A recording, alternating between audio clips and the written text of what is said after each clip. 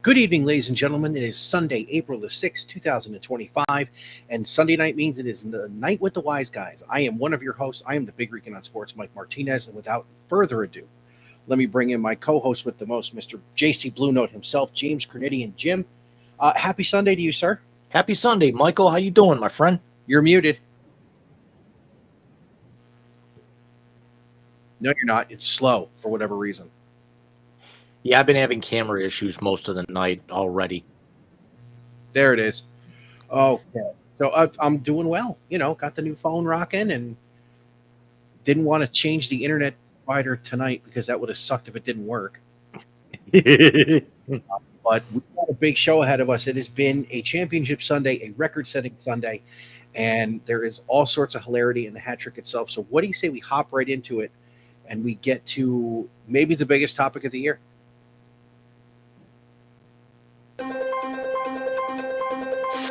It's the three biggest topics in the world of sports from the last week. Get ready for the Wise Guys hat trick.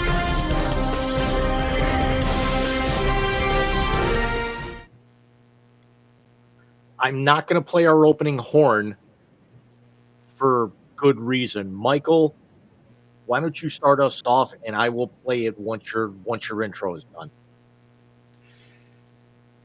As children who grew up in the 80s and 90s, there are certain names that are synonymous with certain sports.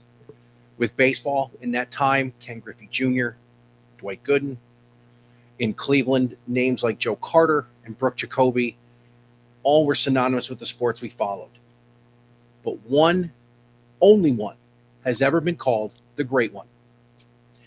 And as Chris Berman said in September of 1995, when the numbers 2131 were rolled down on the warehouse in right field at Camden Yards, today, Alexander Ovechkin has reached for the unreachable star.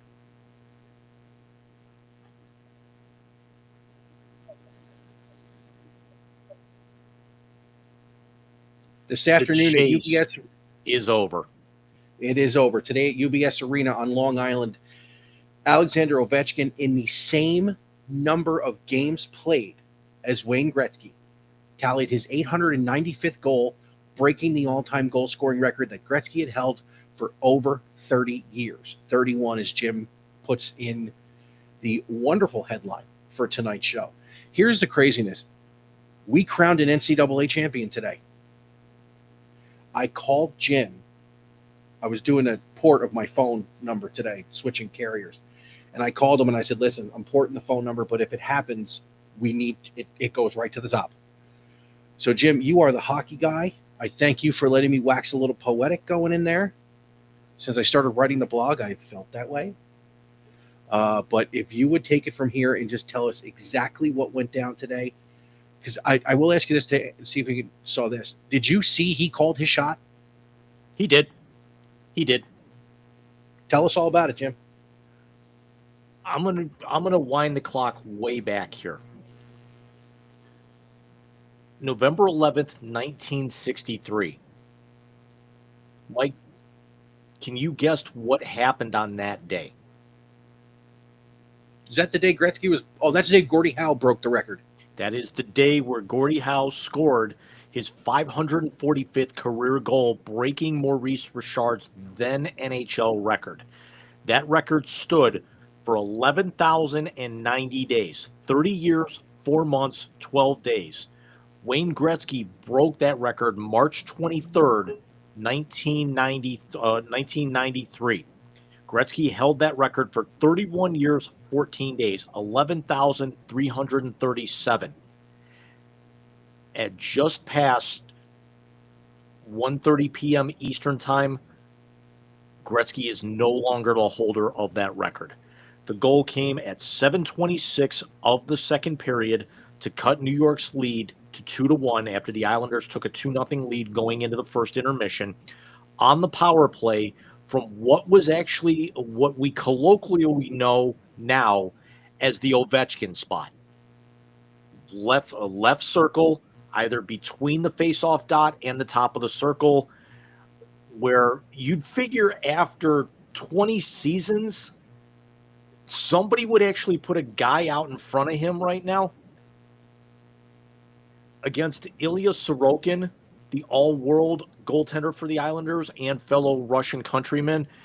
It was the first time he's ever scored on Ilya Sorokin, and it was an 85-mile-an-hour wrister off of basically a one-timer at that point, and it was just an absolute laser. I don't even know if Sorokin even saw it. From the replays I saw, I don't think he did. Now, what I was talking about calling his shot, I'm flipping through TikTok because I'm putting Bobby to bed. Steph and I send stuff back and forth, and she got into those books that you and I bought her for Christmas that are based with hockey players. Mm-hmm. And that's not what they're about, but there's hockey players in it. But so she sends me hockey stuff all the time on TikTok and whatnot, and he actually went up to, I don't know who the player was, but it was the guy who actually assisted on the goal. John Carlson. Yeah, so he told Carlson, he goes, you need to tap it right to me, and I'm going, it's going in, basically.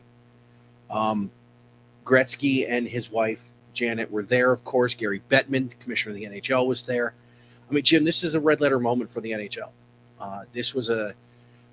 This is a sport that has been born in Canada, dominated the last 30-some years by teams from the United States, and now the all-time leading goal scorer is a Russian. I mean, it's if there is an international game that's not soccer, it's this. It's the one thing in the Olympics that people who don't watch the Olympics watch, at least the Winter Olympics. I'm not a big Winter Olympics guy, outside of dudes flying down a mountain. Literally flying. I want to see them get hurt and stuff like that. But I can remember, was 2012 one of the years they had a Winter Games? Yes. Was it 14, or is it 14?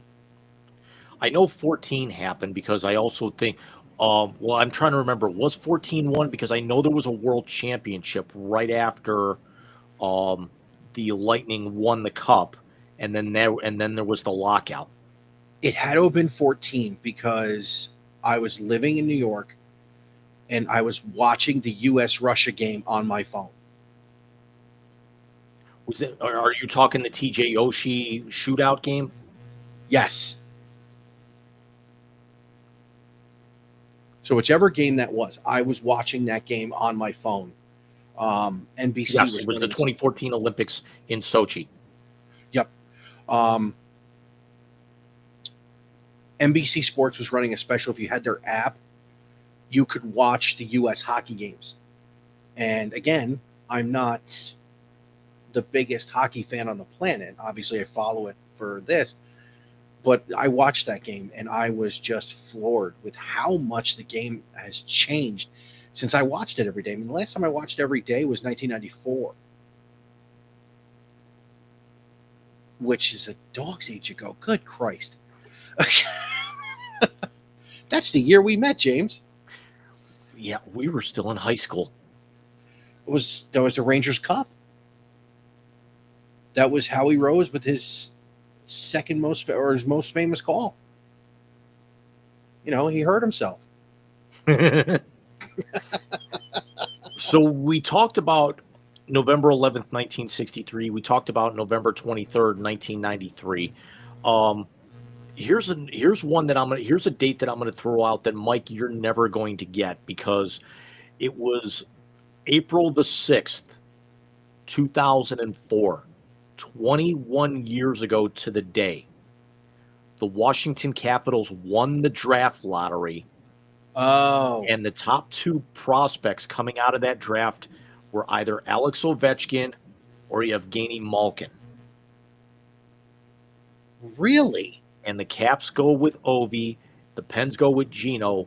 Both get 500 goals, both have Stanley Cups, and both are going to go to the Hall of Fame on the first That's ballot. amazing. That's amazing. That is absolutely amazing. So, Jim, I want to put this in. I want to ask you this question because Gretzky was very classy in what he did today. Gordie Howe was there. I remember Gordie Howe being there when Gretzky broke his record. Right. Is this going down?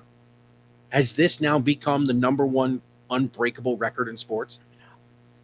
I don't think so, because with the way that you see guys like Connor McDavid and Leon Draisaitl scoring, could we be talking about them within the next 10 years? With Connor McDavid approaching 500 goals next season, and he's still not 30 years old yet. Um, you know, keep in mind that Ovechkin is now scoring.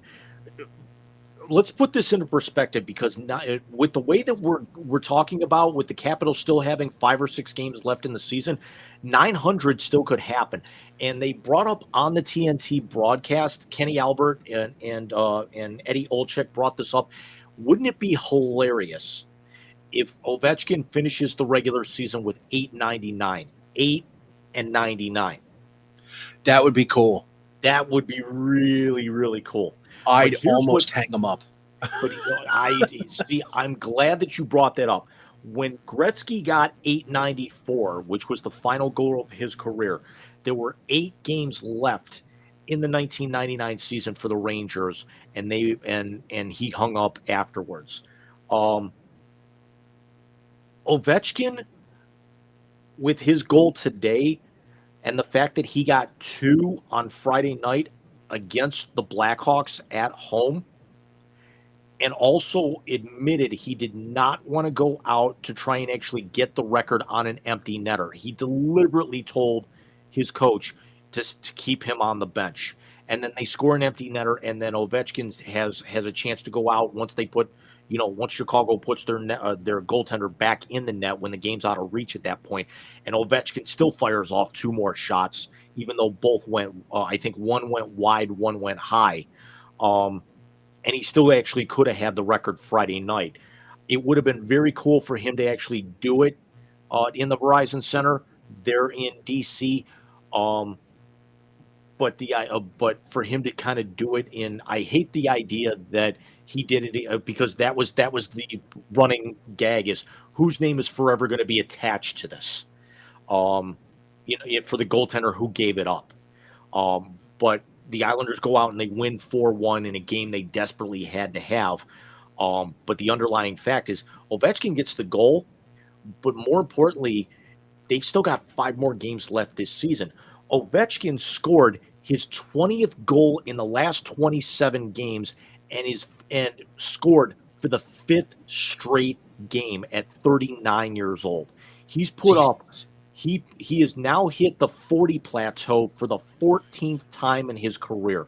Gretzky only did it 12. You sent me that list of just unreal hockey players like Richard, Gordie Howe, Gretzky. None of them have done it that many times. I mean, if you think about it too, though, we're talking about the all-time leading scorer. He's going to have done things that some of these guys hadn't done. Do we remember who was the goaltender when Gretzky broke Gordie Howe's record? I know Kelly Rudy was his goaltender in LA. Who was the goaltender that gave up Gretzky's record?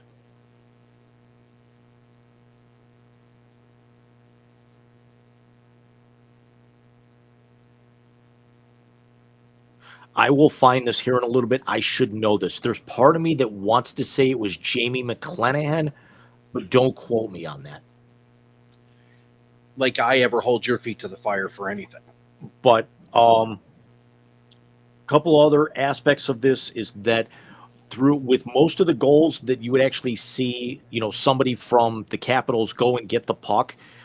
This actually, because of the dog pile that happened the second the goal was scored, where the bench emptied, linesman Dan Kelly had to go retrieve it out of the net behind Sorokin. I love that he did the fucking penguin thing when he scored. Yep. That was phenomenal. And the fact that he was mic'd up and he didn't actually say anything until his teammates started mobbing him. I mean, this was. I've watched the goal, obviously. I don't get the Islander games or the Capitals games down here, or else I would have watched it. I had the Mets on. Yeah, big shocker. Yeah, I mean, I know it was the TNT national broadcast today. I should have watched it then. Damn it. But going back to just the overall significance of this, is this something you can see a Canadian player like a Connor McDavid pushing for to quote unquote get the record back in house, or is this something where it's not going to be pushed until you get to 750? I could see that. I could see definitely somebody like McDavid chasing this down. I think for a lot of the guys that are out there, because I don't think Crosby's got enough gas left in his tank to be able to run this down. I don't think Gino's got enough left in his tank, but McDavid just keeps getting stronger as he's getting older. But kind of going back to your to the question that you asked a couple of moments ago here, about records that we now know that 895 is possible. He could be run down one day. I think Gretzky's point record is the one record in all of sports that nobody is ever going to get outside of maybe Cal's Ironman streak. I think there are a couple of baseball records that no one will touch. I don't think anyone's ever going to hit 57 consecutive games. Yep, we're never going to see somebody win 7 Super Bowls. I don't think in this era of free agency, it's highly unlikely, unless it's like some back end guy on the bench. Yeah, that's true. I don't think we're going to see 57. I don't think we're going to see 20. Was it 20? About 2,400 games? Because it was 2131 in September of '95. Jim, that's the first time I ever prayed for rain. Because the next night he would have broke the record in Cleveland the night the Indians won the division title, and I was sitting in the ballpark. Yep. I was pissed. I don't think anybody's catching LeBron either.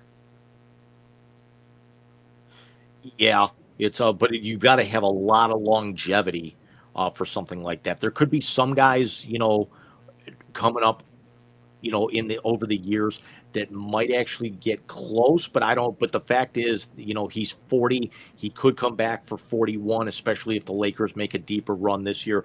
But keep in mind with Ovechkin, the Caps not only losing the game was a lot more important than Ovechkin breaking the record, because even though they're going to win the Metropolitan Division, they're on the verge of losing the President's Trophy to the Jets right now. So in their grand scheme, they've got a legitimate shot of making a deep run and getting Ovi a second cup. Now Ovi's not going to chase down Gretzky's total point record. He's got the NHL record for most power play goals. He's got the NHL record for most goals in the first period. Now he's got the overall scoring record. He leads the NHL in goals in the first period this year with 30. Yeah. Wow. Yeah, I take that back. It's 20. The next so almost half of his goals were scored in the first period. He could still play, and if he's doing this at 39, and we all thought that could this have been his last year? Remember, at the start of this season, we thought, would he get the record, and could the Caps compete for a playoff spot? Now he's got the record, 5 games to go, and we're talking about the Capitals possibly winning the President's Trophy. Yeah, that's a big difference from what we talked about in our NHL preview. 5 games to go, and we're talking about the Capitals possibly winning the President's Trophy. Yeah, that's a big difference from what we talked about in our NHL preview. 5 games to go, and we're talking about the Capitals possibly winning the President's Trophy. 5 games to go, and we're talking about the Capitals possibly winning the President's Trophy. Yeah, that's a big difference from what we talked about in our NHL preview. Yeah. But here's the thing, and I'm going to ask you this honestly, and then we can get to the other crowning achievement of the day. Jim, if he has the record and they do win him a second cup, why do you come back? I agree. I mean, I honestly, agree. It's you saw his beautiful wife, his two wonderful young kids. His mom was there. He saluted up to his father who passed away a few years ago. Commissioner Bettman was there. I do like during the celebration because the game was stopped in nearly 20 minutes, and then you actually have to start realizing, oh wait, we've still got 12 minutes left in the second period, and we still got the rest of a hockey game to play here, with the Islanders clinging to their playoff lives at this point. But I do like when Gretzky took the microphone. He had a Gordie Howe pin that's on his suit great. jacket. But he also said, "I'm glad that we're not in Nassau Coliseum because I lost a lot of games there in my career." And I thought that was very, very funny and very tongue in cheek. Because remember, That's awesome. he actually had to be able for him to for him to create his dynasty. He had to stop the greatest dynasty in the history of the NHL. And that those Islanders teams of the early '80s, which were just unbeatable for a I long mean, time. we talk about all the great Canadians teams of the 50s and 60s, but granted, remember, there were only 6 teams in the league. The Islanders, when they were there, they were upwards of 20 teams. And actually, those nights, I also think that that's another hockey record, or any record that we'll never see broken again, is 19 consecutive playoff series wins, like the Islanders did between 80 and 83. And then again, losing in the finals to Gretzky in 83. They won 3 in a row or 4 in a row. 4. 4. 79 through 82, and then lost in the finals to Gretzky in 5 and 83. I don't see that happening ever again either. 4 championships in a row. I mean, let's think about it. The last three-peat in the NBA was Kobe. Kobe and Shaq in the early 2000s. Last three-peat in baseball was the late 90s, early 2000 Yankees. It was 25 years. We've never had a three-peat in the NFL. When's the last time we had a three-peat in college football? Never. Or any college sport? Was it Wooden? Yeah, UCLA. Holy shit. It's 50 years ago. So, yeah, I think the Islanders 4 in a row, the 56-game hitting streak, put 400 up there too. I don't think anybody's hitting 400 unless it's Stephen Kwan. The Ironman record, LeBron and 7 Super Bowls. And Gretzky's points record. Yeah. Because we got to keep in mind that Gretzky's gotten more assists than most legends in the Hall of Fame have points. Yeah. Yeah, that I know.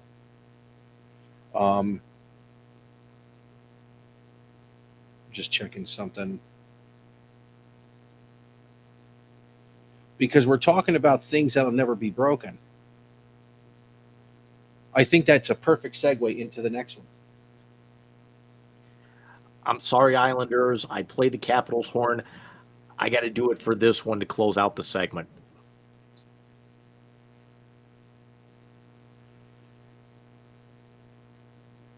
And for the 12th time in school history, Gino Auriemma has head coached the Yukon Lady Huskies to a national championship.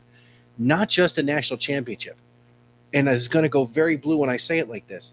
They beat the fuck out of South Carolina today. That wasn't even a game, dude. We were talking about a possible South Carolina dynasty. Yukon just beat their ass. I tuned in about 4 minutes into the game, and it was kind of back and forth. This is the one stat that, well, there's 2 stats for me more than any other that jumped out, is that he broke the tie that he had with John Wooden for national championships. Wooden had 11 and Gino had 11. Now he's got 12. He's also now, from earlier this year, the all-time winningest coach in college basketball. At, I want to say it's 1248 and counting.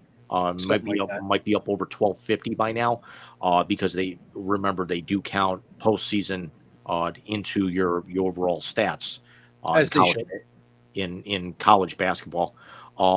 or actually in all college sports. But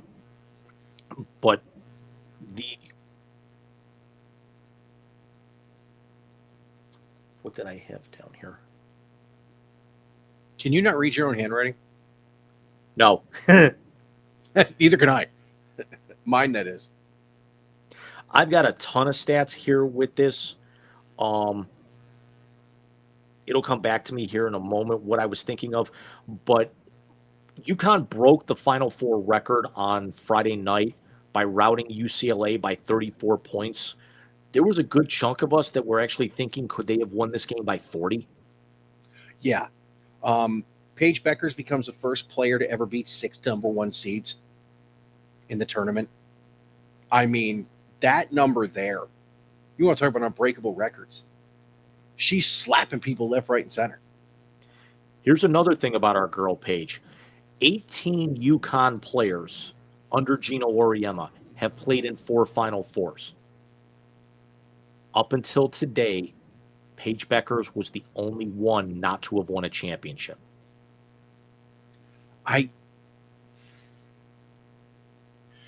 This was the game you and I wanted, because we wanted because a lot of times in college athletics, the coaches are the story.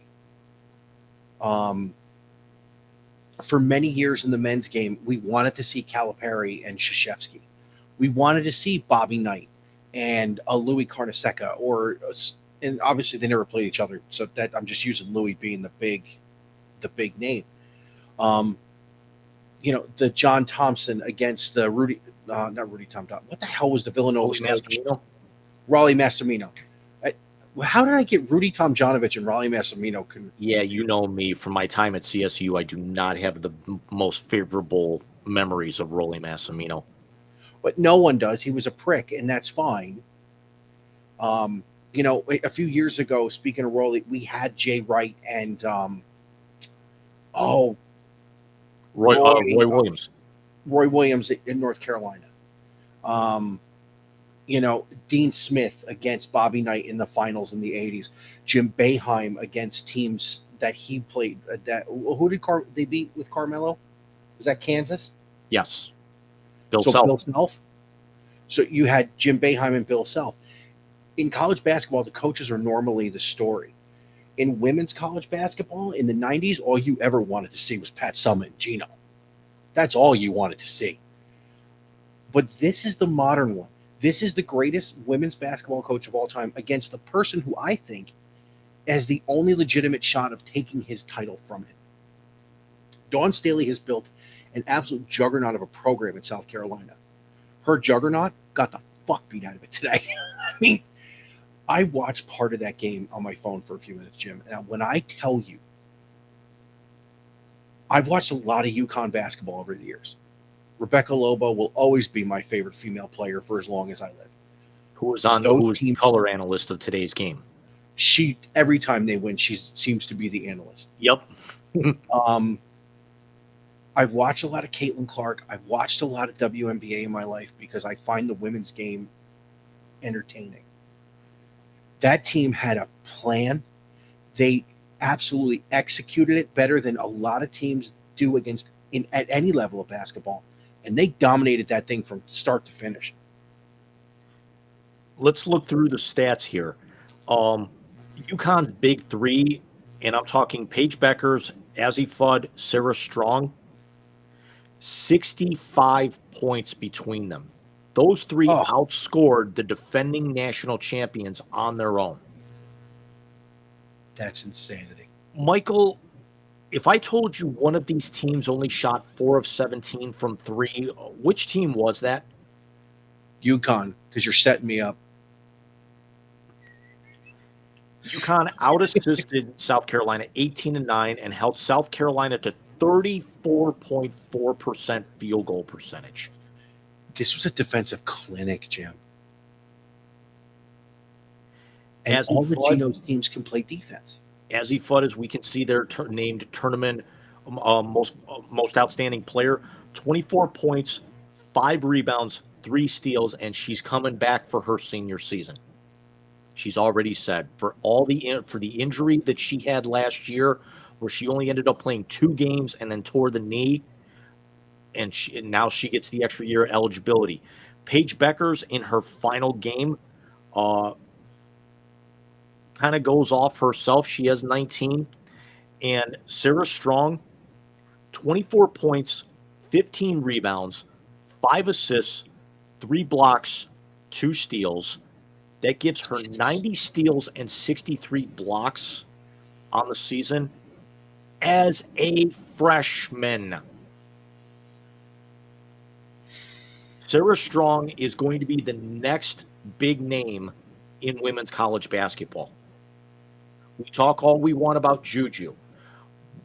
Juju could have played, even if Juju doesn't go down, I don't know how much of an impact that she has in that game. I still think UConn wins that game. It may not be handily, but they said it in the post game and during the trophy presentation. You looked at a lot of the teams that were number 1 this year. You looked at, South Carolina, UCLA, USC. UConn was on the doorstep. They'd be in the top 5. They'd get a couple of first place votes. They wouldn't get to number 1. And then once probably like mid to late January came around, they just hit a second gear, and Gino completely got them ready to where they not only won this tournament, this was dominance, like on a level I don't know if I've ever seen, men's or women's. I agree with you. Maybe last year's men's UConn team went through the tournament like this. I've never seen a women's team do this.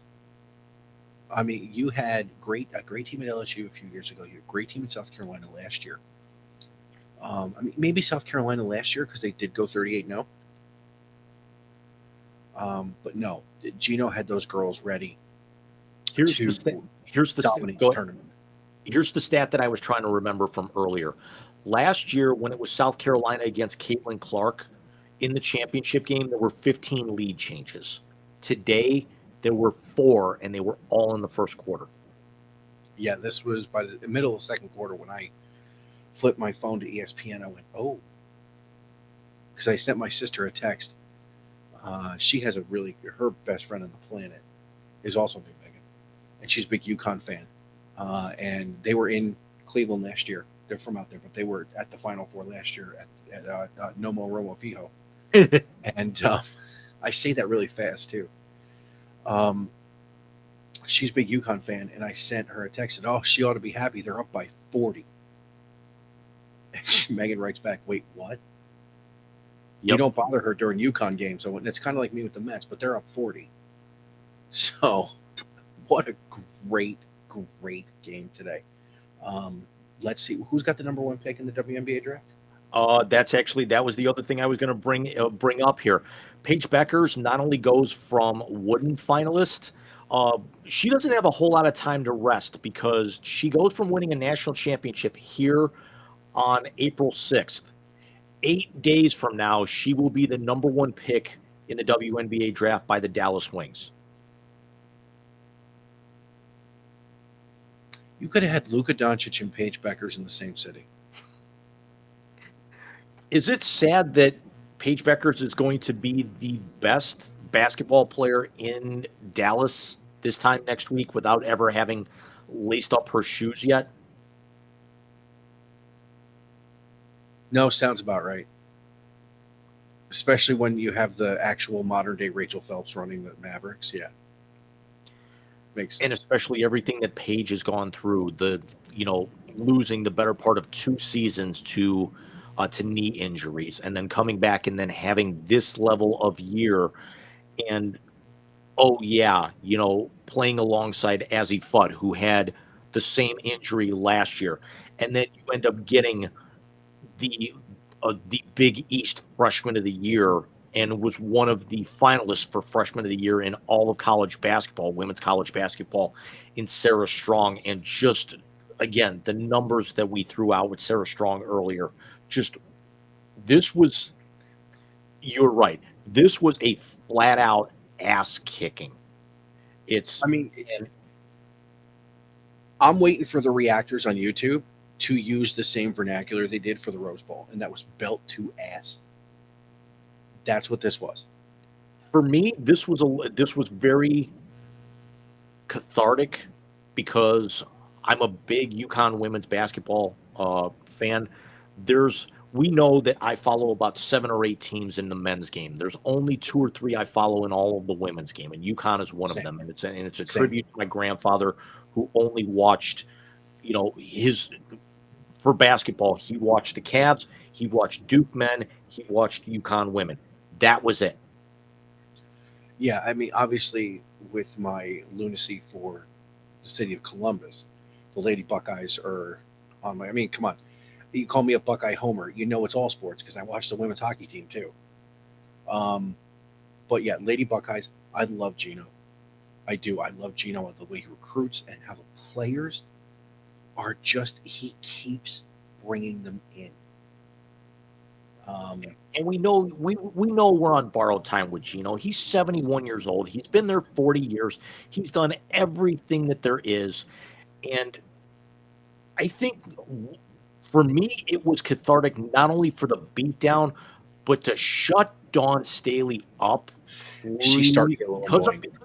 Think of the narrative that she said just on Friday is that she was tired of hearing the narrative about all the hype with Paige Beckers and then Caitlin Clark last year, and she felt it was taking. I get sticking up for your team, but you got beat by that final score says 23. You were down 30 midway through the fourth quarter.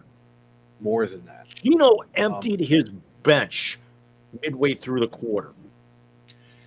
Can I put a scenario out there for you that could be scary? What if Diana takes over for him? I could definitely see that. And let's also be honest. You got Juju that's going to come back some point during next year. You're losing the Wooden Awards were announced earlier this weekend. So you had Cooper Flagg win for the men and Juju Watkins win for the women. Paige Beckers was a finalist. You're losing her to the WNBA. Is UConn the odds-on favorite when the preseason polls come out for next year because of the fact that you're bringing back Fudd and Sarah Strong? I think so. I think it's going to be a toss-up because South Carolina was a young team too. They graduated their seniors, and they not Aaliyah Boston. Who was the one last year? She went 2 behind Caitlin in the draft. Camila Cardoso. Yes, she left, but that entire team returned this year, and I don't think they graduate much. We'd have to look it up, and that's not something I don't want to get into right now. And here you go, because I see the light go on in the thing. So Jim's going to see what their roster's made up of. But if they don't graduate a lot, I think you have to give a slight edge to South Carolina, only because the engine that made UConn go for these last few years has been Paige Beckers. Can Azzy Fudd do it? Probably, but it's either Azzy Fudd and a true sophomore, or this South Carolina team that Dawn Staley has very much built with a very good foundation. So really, it's kind of, let's see who comes back. Let's see who goes to the draft. Let's see how Juju plays coming back. Let's see if UCLA can make some sustained success in the Big Ten. The Lady Buckeyes were a 5 seed. Let's see if they can get over the hump and actually win a couple of tournament games. So I'm looking over South Carolina's roster. They only have 3 seniors on their roster. So Joyce Edwards is a freshman, naturally coming back. Malaysia Fulwiley is a sophomore, will be coming back. Raven Johnson's a junior, will come back for her senior season. Chloe Kitts will come back as a senior. Samika Walker will be graduating. Ashlyn Watkins will be coming back as a senior, provided none of them transfer. Yeah, first of all, you don't leave that school. There are certain schools that you go to that you don't transfer from. If you're getting playing time and you're being taken care of. South Carolina now is one of them. You don't ever leave Gino. You never would leave Pat Summitt. You wouldn't leave Tara Vanderveer. Who's the other? You may leave Kim Mulkey because she scares the shit out of you. Kim Mulkey looks like the fucking Crypt Keeper's prom date. But that's not all. We will close the college basketball season tomorrow night as Florida, who really pulled away. I mean, that was one of the better back and forth games, but really showed their muscle late against Auburn. And actually, Auburn was looking for their receipt from earlier this year when Florida beat them as Auburn's only loss as the number one team in the country this year. Going up against the Houston Cougars, who absolutely stunned Duke with a late run on Saturday. And thankfully for me, I will actually now be able to watch this because, as we discussed publicly on this show in the last couple of weeks, if it was going to be Florida and Duke, I would not be able to watch it with a good conscience. Now you can watch it and root for your boys. Yep. Florida going for their first national title. Is that since the Joakim Noah teams? Or Yeah, that is correct. Their first national title since 2007. And Houston, their coach, Ralph Sampson. Kelvin Sampson. It's Ralph Sampson's kid, right? Yeah. Jesus Christ. Dude, I'm tired. I've dealt with a lot of BS in the last couple of days, even though I was off from Wednesday through Friday. Houston looking for their first national title, and this is their first Final Four appearance since 2021. They were the runners-up in 83 and 84. So you got Slam Jam and never won a title. Right. So, we got a lot of history here. That's right, because Phi Slamma Jamma lost to, was it Indiana and Georgetown? It was Georgetown and NC State. It was Jimmy Valvano. 83 was Valvano, 84 was Georgetown. Right. That's right. Because Jordan won it the year before, then Valvano won it, then, okay, that's right, they beat Phi Slamma Jamma. Okay. Speaking of coaches being the story. I like your boys in this one. There's just something about them. Florida opens as a 1.5-point favorite, even though the ESPN matchup indicator is predicting Houston to win this game 65.5 to 34.5. But Florida running out Walter Clayton Jr., a Wooden finalist, and Alex Condon playing very well in this tournament as well, averaging nearly 8 rebounds a game. And Houston out there running LJ Cryer, who's averaging 15 points a game. But both of these teams are on 10-game winning streaks. And you look at their run through the tournament. Houston's last 5, they open up with a 34-point win in the opening round. They barely get past Gonzaga in a game they, quite honestly, they should have lost in the second round. They should have lost against Purdue in the third round. They blow out Tennessee, and then the come-from-behind stunner against Duke. Florida opens up with a 34-point win of their own in the opening round, squeaks by Connecticut, pulls away late against Maryland. We'll talk about that here in just a second. And then they're on the ropes for most of the game against Texas Tech and make their late run. And then they beat Auburn by 6 last night. And again, it was a game that, the final score may not have actually been that close because, Florida, it was very back and forth. Florida falls behind by 9. Florida pulls even. Florida gets ahead by 6. Auburn comes back, and then Florida starts to stretch it late with their length. Did you see what Chuck did last night after the game? Barkley? He waited by the tunnel, and he greeted every Auburn player and Bruce Pearl. You don't see many alumni who are in the media doing that for their schools. Chuck loved going to Auburn. Yeah. And I give him a lot of credit for doing that. And Charles Barkley, you may not think you're a role model, sir, but some people could take a page out of your book and do something that classy. They need to create the Chuck GPT. Right? That might be see, I love the commercials this time of year, and that might be the best one that they've come out with in a few years. I still got to say, Jim, my favorite Chuck moment wasn't even Chuck. It was Chuck's reaction to what Shaq said at the All-Star game. Did you hear what he said?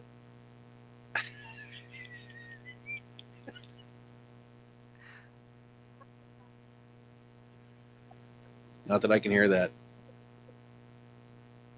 I think I got to get a new mic. This fee fine, I love it. It's an actual. You got to buy the cord, but it's an actual. The back is an actual back of a microphone. It's not a USB. It's USB on this end. But I love this thing, dude. Wasn't exactly expensive. But there's no volume control. It's all done on the Chromebook, and then there's no on off. It's on as soon as you plug it in. Okay. Yeah, I will we'll look talk into that. So, Jim, what do you say we get to our final time? Oh, actually, do you have Florida in this game, or are you gonna? I do. I actually I lost both of the games because I actually had Duke and Auburn winning last night. There's no doubt in my mind I've got Florida tomorrow night. If they win, I will probably be wearing championship gear right alongside you with this. I would not have a problem with Houston winning as well because of how classy of a guy Kelvin Sampson is, and you always love to see a team get there first. But I think with where they started the year, I think this would be the perfect story for Florida to end this thing. Agreed. Yeah, I think your boys get this done. I do. May you rock the blue and orange gear, as well as you rock all your other championship gear. Well, what do you say? Nice. I'm a bit of a troll anyway, so I would buy it too if I had it right now, just to wear it in South Georgia. So what do you say we get to our final topic of the hat trick and get out of here in under an hour?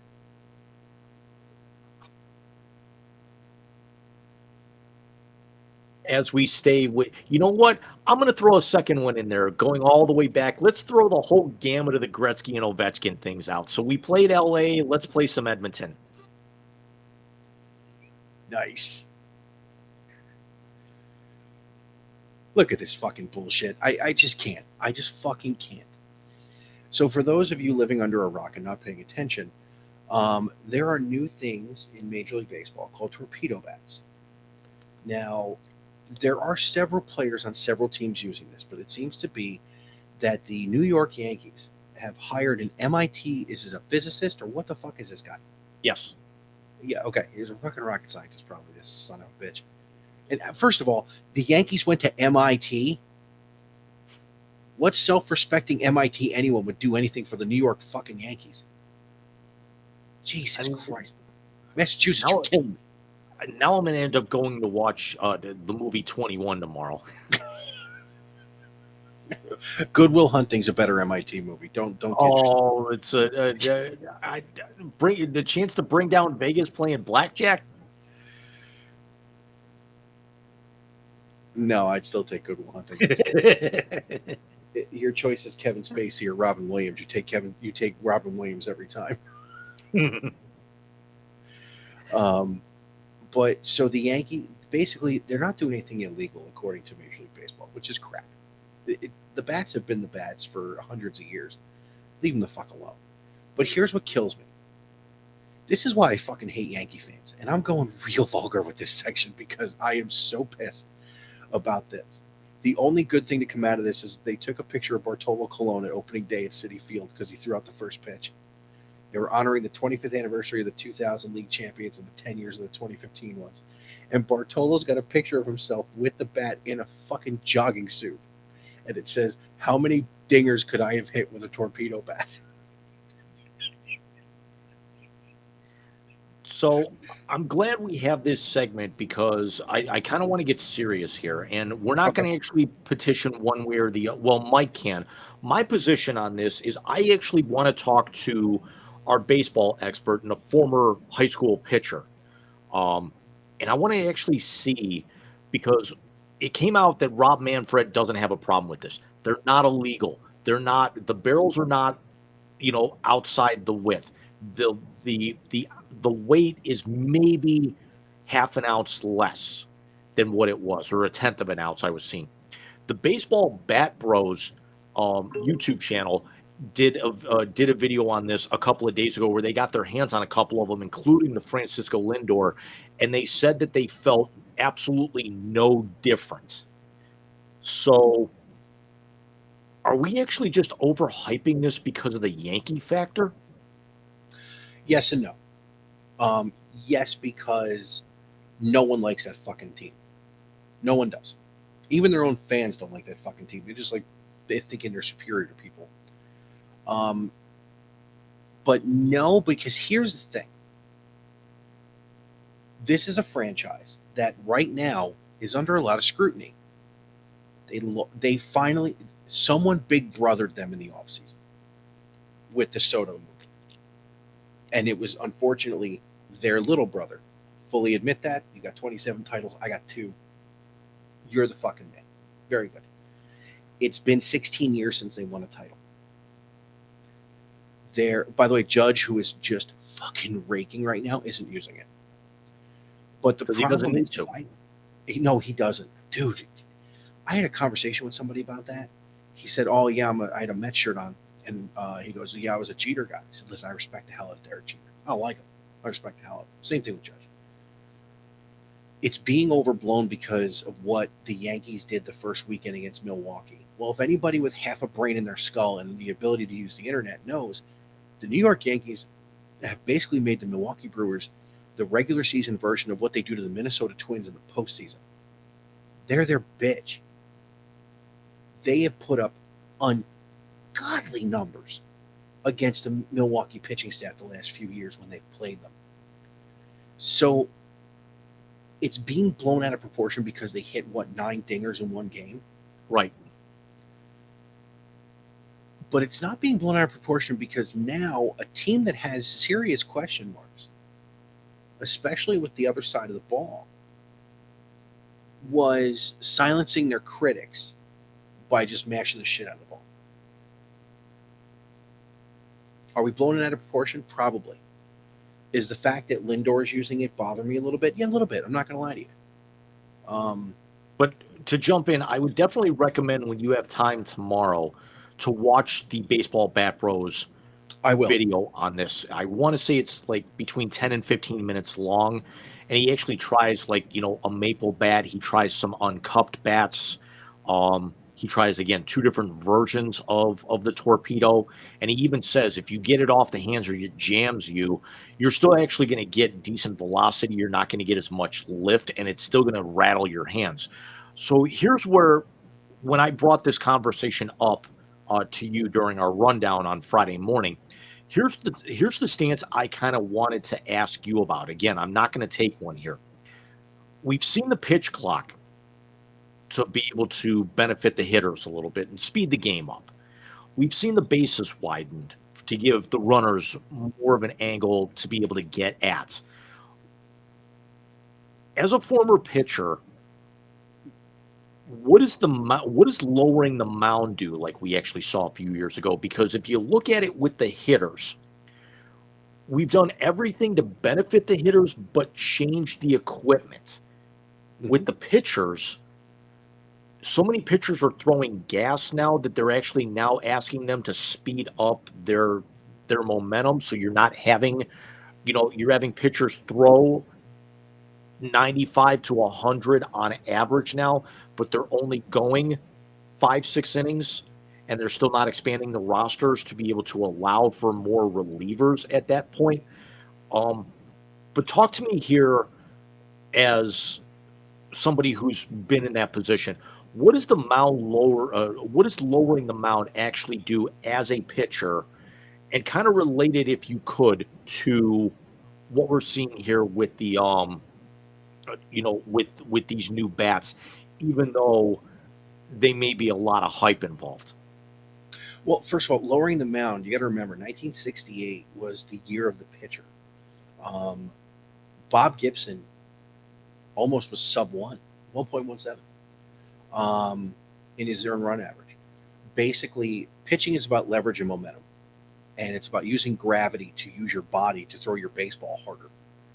By lowering the mound, you lower that amount of gravity you can use and the downward slope you're using. I don't believe in what they're doing now, the stiff front leg, all that stuff. I was a drop and drive guy. My father was a drop and drive guy. We emulated Tom Seaver, who is maybe the most famous drop and drive guy. The guy used to get his pant leg wet, Jesus Christ. Get his pant leg wet on his uniform every time he threw. His statue at Citi Field has the leg dragging on the ground. So lowering the mound lowered the amount of gravity you had to work with. So guys didn't throw quite as hard. Well, now we're seeing the guys throwing harder. In relation to the bats, this lowering the mound had a bigger impact on the game because it automatically upped the offensive numbers just by a groundskeeping thing. The pitch clock has messed more with timing in between pitches and how you strategize. I think a bigger impact on the game, believe it or not, Jim, is how many times you can throw over first base. You can't keep a runner close. We talked about it. Ellie Delacruz is probably going to swipe 100 bags. Acuna went 40 and 70 2 years ago. I mean, it's or 3 years ago, whatever the hell it did. So, I mean, if he didn't strike out 240 times, could we be talking about the next Vince Coleman? Well, I don't think he'd throw a firecracker at fans personally, but that's just so what you have with these bats is you have a few players on several different teams trying to find a way to get more barrel on the ball, and that's what you're trying to do. Is it going to cause is it going to cause somebody to be Brady Anderson? No, it's not. Because the guys who are using it right now could be Brady Anderson if they fucking tried. Of course, you get popped for steroids, jerks and profile. I'd be remiss to not say this though, James. The Braves are 1-8. Sorry. I don't think they're going to last long either. Because yes, you're going to have more barrel, but as you see in all the other sports, once the scouting's out about what guys are doing, people can adjust. You're not going to see these guys get fastballs. You're not. You're not going to see Anthony Volpe have somebody throw him a fastball in a 2-0 count. He's going to get a breaking ball because he's going to be so amped up between the bat and him just being a young player, he's going to swing. You're not going to see guys get challenged as much, which then people are going to start talking smack, which is going to lead to whatever it leads to. I mean, it was ESPN destroying this league that got them to do the pitch clock to make the games faster, and they did. But at what cost? Pitcher injuries are up. Game times are down. Revenue is down. Or revenue. Yeah, but I also think that's also trying to get them a little bit more in line, because we actually saw it with the NFL about trying to speed the game up a little bit. It's, we understand it's a pastime, and sometimes it's nice to sit outside, but especially when it's in the middle of the summer, the last thing you want to do is be sitting outside in 95-degree heat for 4 hours. So we see an NHL game take 2.5 hours. We see an NBA game take 2.5 hours. Baseball games going 3.5 hours.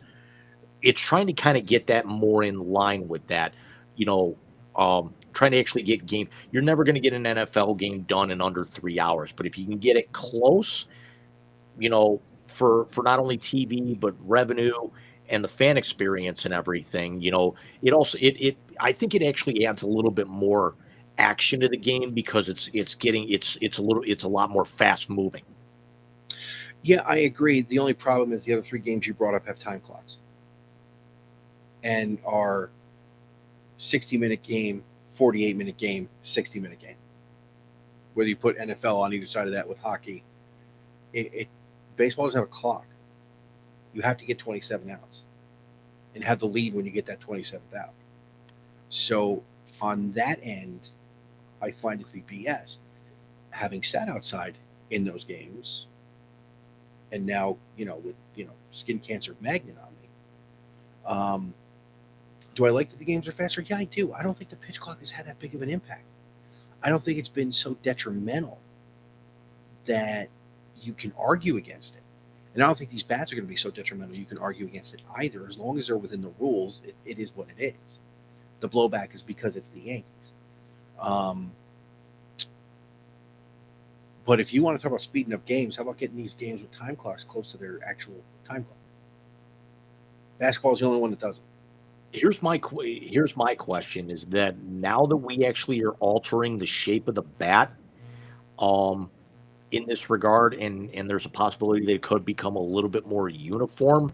Um, it's like the equivalent of what type of helmet an NFL player wants to wear, what type of face mask they want to have, the different curvature or the flex on a hockey player's stick. You find it everywhere.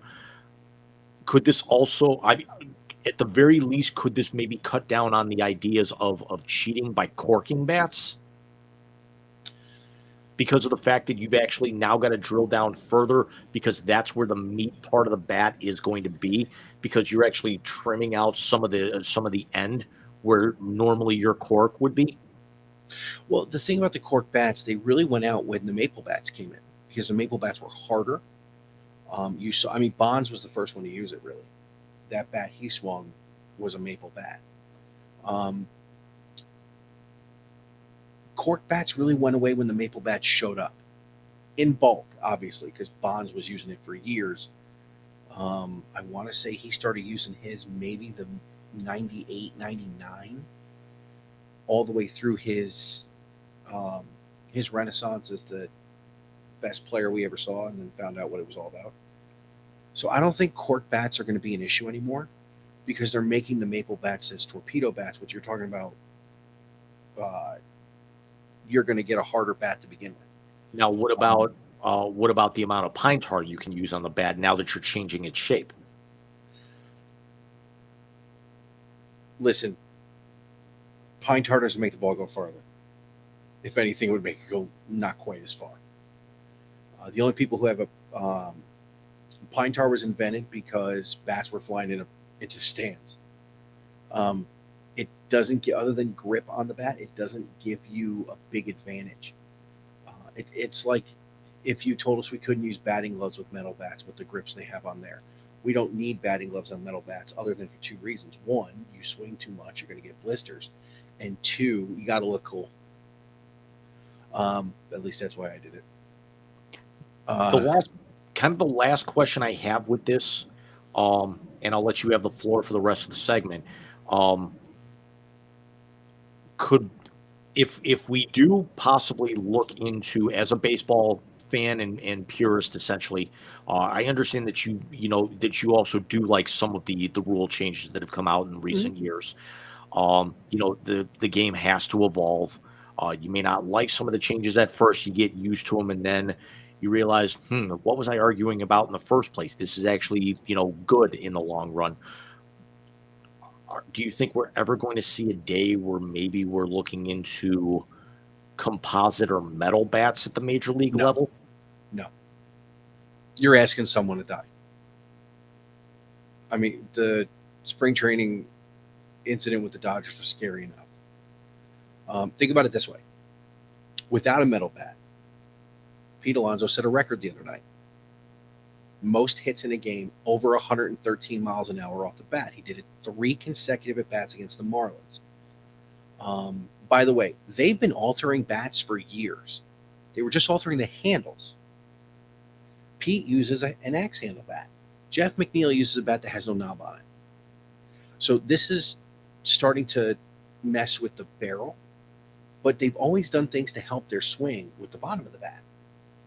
How many times you see a guy with his pinky around the knob, or you see the thing they put on their thumb to help with Yeah. the shock, or you see Tommy was pinky under the knob. Julio Franco, So if we're going back to our youth. Remember, Julio actually used to take two fingers under the knob. and hold it over his head like Exactly, but I mean, but also remember, Julio was a ground ball pitcher who got on base a hell of a lot. He wasn't driving the ball out of the park like a lot of these guys are now. exactly. So you know, metal bats will never happen because you're somebody's going to get hurt and get hurt bad. I wouldn't be shocked if you saw this, if you saw college baseball go back to wooden bats, where high school is the last place you use composite or aluminum bats. Because I know here in Ohio, for high school, they're required to use BB cores. Really? Yes. You know what's funny? The Bat Bros. You know what his favorite bat is of all time? The Reflex. Drop 5. Well, no, the Reflex, the Drop 5. That's the bat we used at Brush. That was beautiful.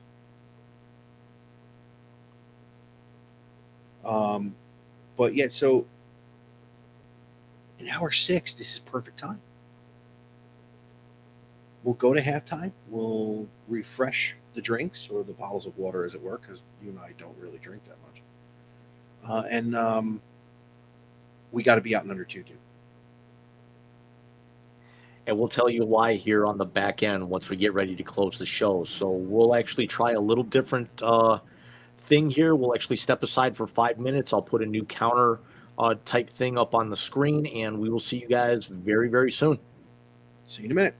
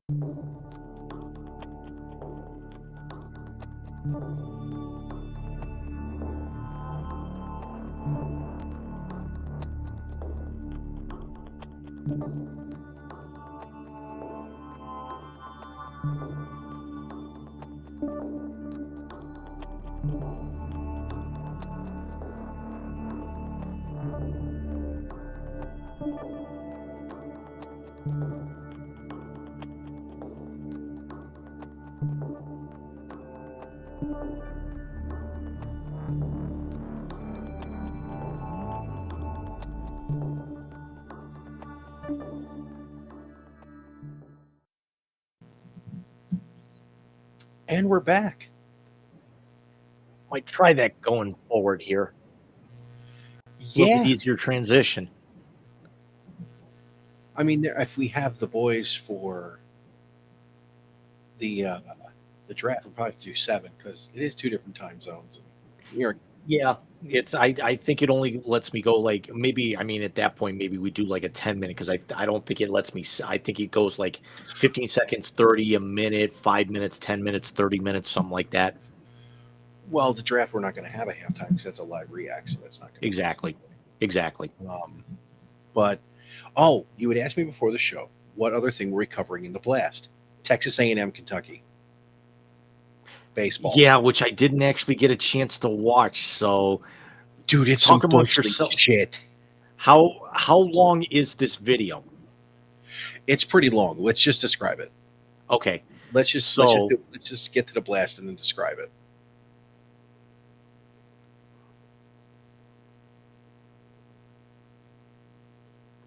Hey, in case you haven't noticed, and judging by the attendance, you haven't.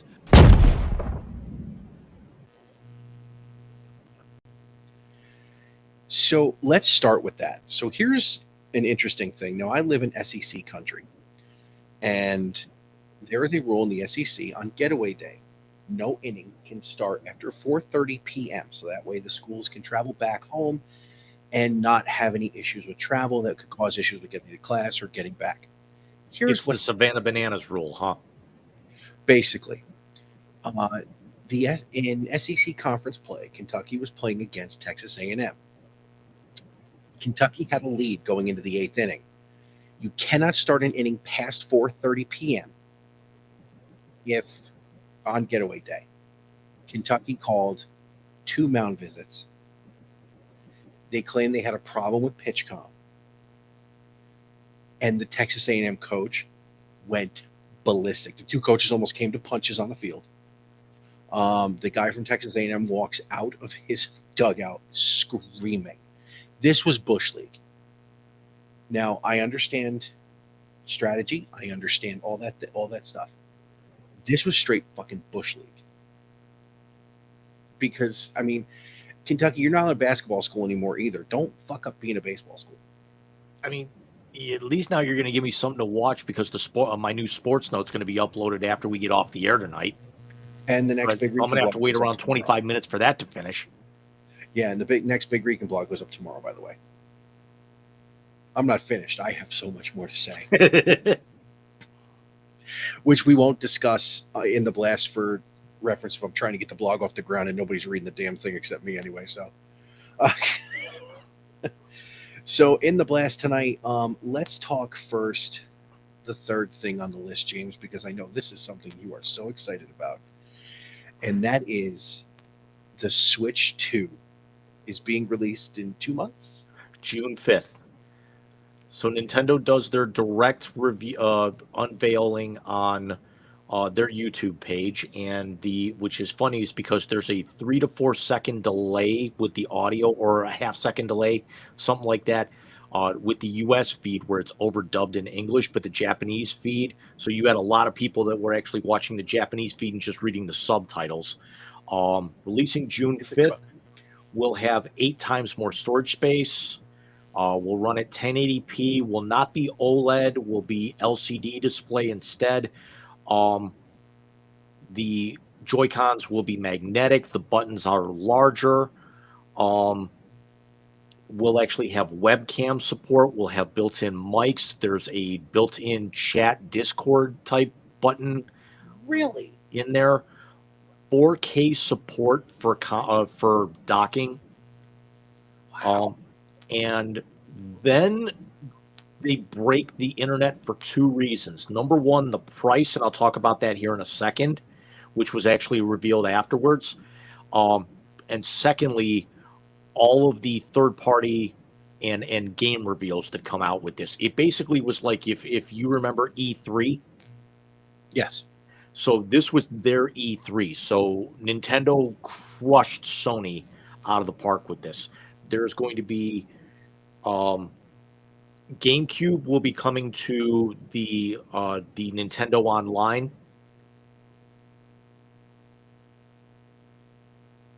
Really? Yes. Wow. So it will be part of the expansion pack, but it will be exclusive to the Switch too. Okay. Because of the way that they've enhanced some of the games.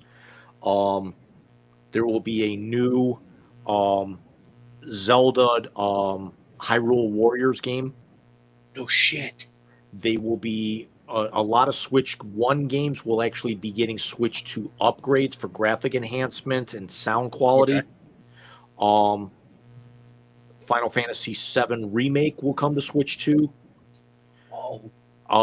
There's a new Daemon X Machina coming to Switch 2. 20 years after its original release, Kirby Air Ride from GameCube will actually come to Switch 2. There will be a new Donkey Kong open world. There will be Mario Kart World, which is now hosting up to 24 players and will be open world. Out of here. Wow. Open world with That's knockout options. So it will basically be like Battle Royale. There's a lot of people who want to buy this system just for that. And then the thing that broke the internet, From Software unveils a new trailer for a game. And immediately people who recognize the studio, because that's the name of the studio, From Software, they start thinking, are we getting new Castlevania? And then they take one look in and it's like, wait a minute. Is this... Oh, by the way, Elden Ring will be coming to Switch 2. Okay. And then they actually start thinking, is this Castlevania? This isn't Dark Souls. Wait a minute, is this Bloodborne? Seriously. It's the spiritual successor to Bloodborne. Because there is so much there is so much legality locked up with the IP, with the intellectual property from Sony, that Sony would not make Bloodborne 2. So Nintendo partnered and said, we'll just do it ourselves. That's awesome. And that will actually be out next year. And that broke YouTube. Now, here's my question. Are we going to be able to do a Wise Guys tournament on cross-platform sports games? I am seriously thinking that is going to be a possibility, because a lot of these games that they're going to launch should be able to support cross-platform with that before too long. But then the other aspect that kind of broke the internet, they announced the release, and then they actually said later on that day, pre-orders were going to be available as early as April 9th, and the system was going to start at $450, and then there was going to be an add-on pack where you can actually get the new Super Mario World, the Mario Kart World, the open world, and that was going to be $500, and some games were going to start at $80. And there's been so much backlash that they've actually. I just got an email yesterday from Best Buy that they're pushing back the pre-order date, which leads me to think that there's so much backlash that they did the same thing when the Nintendo DS came out, that the price was so high that so many fans revolted that they pulled it back, and then they ended up dropping the price on it before the pre-orders came. So could this be something that, I mean, is it going to be something that's impacted with the tariffs? Could it actually be something with restructuring going on? Could they actually be dropping the price on this? I was still going to pay the $450 either way because it's worth it to be able to get, PlayStation 4 quality in a handheld. Yeah, that's wow. That is really cool. So I know that weekend we will be off. You will be indisposed all weekend. So good on the Switch too. I hope they have the crossplay because I'll buy NHL just to kick your ass one or two times. I mean, realistically, I'm still going to end up playing Warframe. I'm just actually wondering if they're already working on a Switch 2 port of it because I don't know if like the digital games are going to get that, that complete upgrade. I can't imagine why they wouldn't. Well, But I mean, once Final Fantasy VII comes out, and then really when I saw that Damon Hunter or that Damon X Machina game, the trailer, it's like I'd never played that game before. I definitely got to get my hands on that, but you know me. If once Final Fantasy VII comes out, that's going to take up probably the next 2 months of my life. yeah, now I can tell you this, and this is what Microsoft did. So kind of take this with a grain of salt. When we went from the Xbox One S to the Series X, which I have now, everything got the upgrade for the new gen system automatically. So like Madden on the new gen systems uses those Amazon analytics that you see on on TV games. I have that in Madden 21, whichever one Lamar was on, or was that 22? Whichever one Lamar's on. MLB also got an upgrade like that. Jedi Fallen Order, the Star Wars game, which came on my 1S. There's also going to be a new Star Wars game that they're saying by the end of the year. I can't remember what it's called.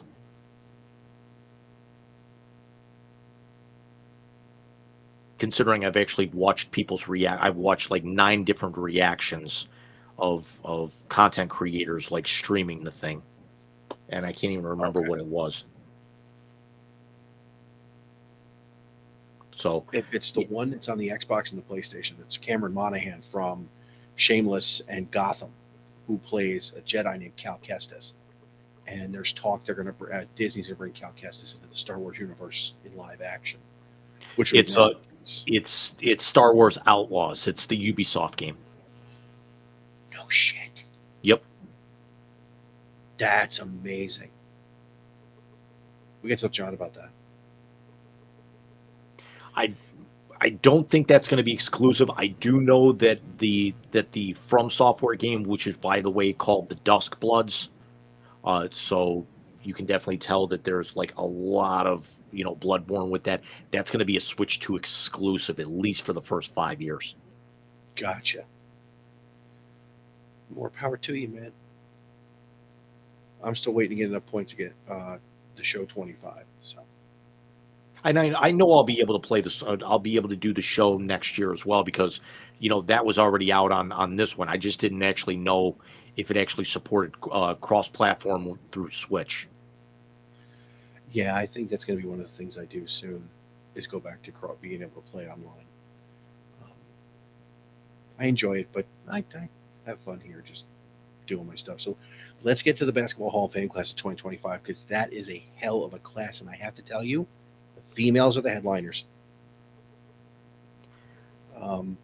Dubbed in this year's class, Carmelo Anthony, Dwight Howard, and then for the WNBA, Sue Bird, Maya Moore, and Sylvia Fowles.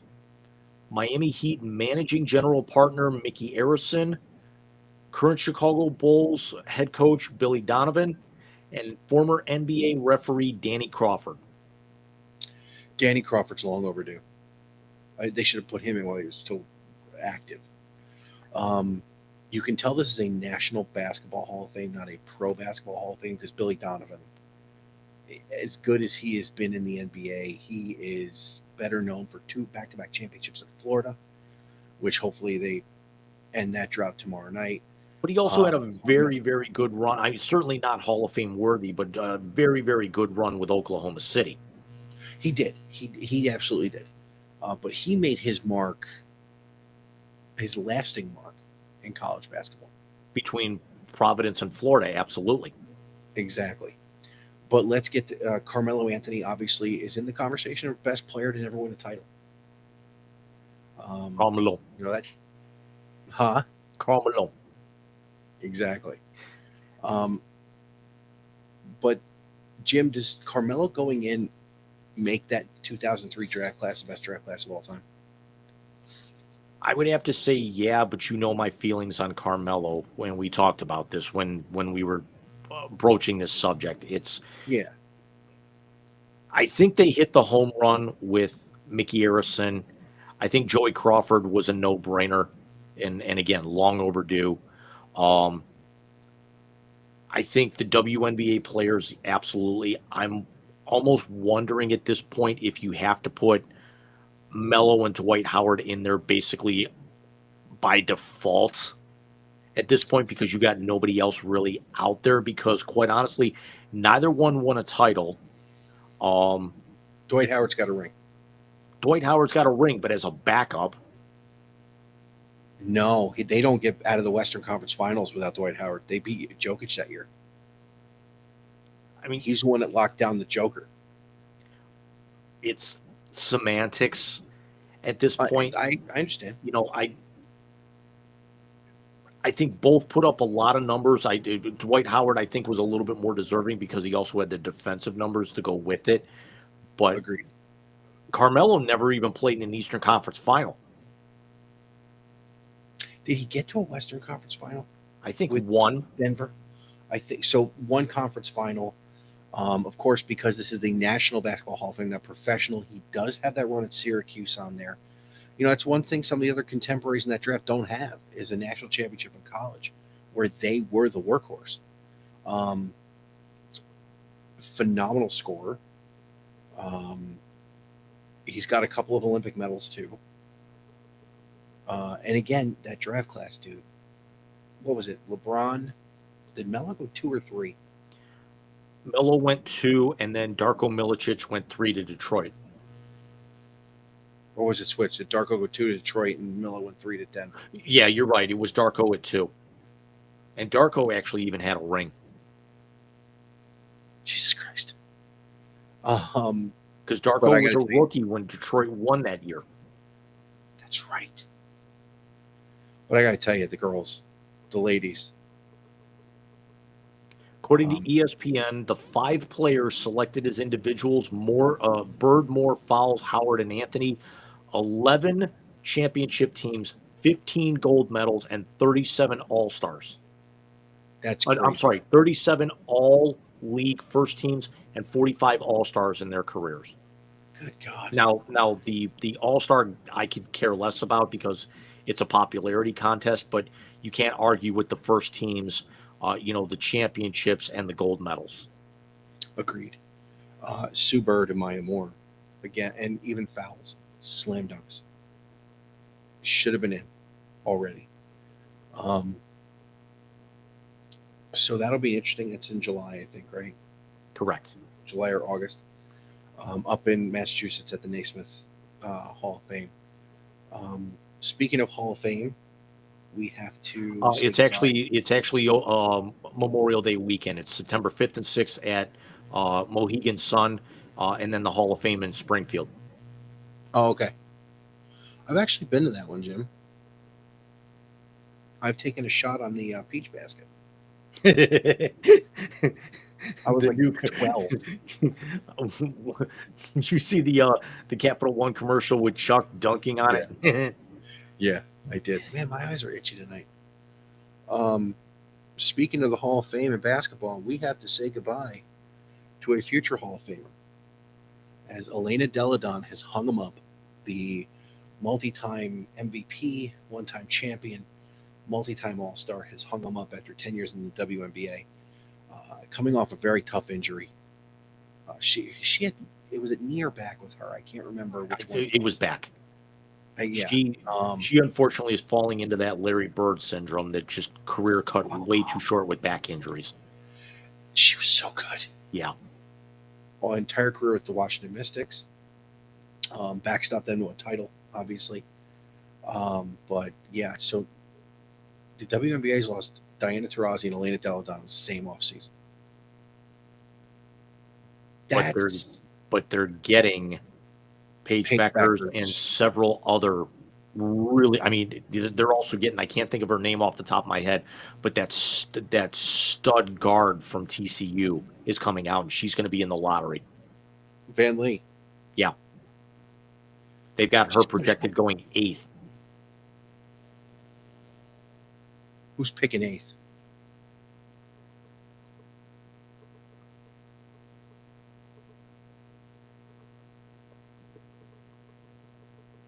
That's Athlon. I can go with Athlon. That works. That's not breaking that down the way that I was looking at earlier, though. Okay, so ESPN, and this was actually from this was from a little over a week ago. They're projecting Paige going 1 to Dallas. Seattle gets Olivia Miles from Notre Dame at 2. Kiki Efernan from USC goes to Washington at 3. That's going to change. That's going to change. Olivia Miles entered the portal. Right. She's not coming out. Yep. Sonia Citron from Notre Dame going 4 to DC. Golden State takes Malanga from a center from France, Dominique Malanga. She's 6'6" at 5. DC with their 3rd pick of the first in the top 10. Cheyenne Sellers from Maryland. Anisha Morrow from LSU goes to Connecticut at 7. A Slovenian power forward, Asia Sika, goes to Connecticut at 8. And then Haley Van Lith goes to the LA Sparks at 9 in this mock. To play with your girl in mind, they're going to be nasty. Because Van Lith's a point guard, right? Yep, 5'9" senior. Cameron Brank's a 3. They move Kelsey Plum to the 2. Oh. And then remember, Van Lith won a bronze in Paris last summer as part of the 3-on-3 team. Sparks Fever final. Oh. LA and Caitlin, come on, dude. Georgia Amore, the point guard from Kentucky, to Chicago at 10. Cynthia Rivers from NC State to Minnesota at 11. And to round out the first round, Sedona Prince, the TCU center, goes to Dallas. So you could actually have Paige and Prince on Dallas. Jesus. Could that actually, I mean, could we be talking about that they actually could turn that around like what Chicago did with Reese and the other girl that they drafted last year? They could. Is Indiana have a pick in the first round or no? I don't see this. I don't think that they do. I think it traded away. Okay.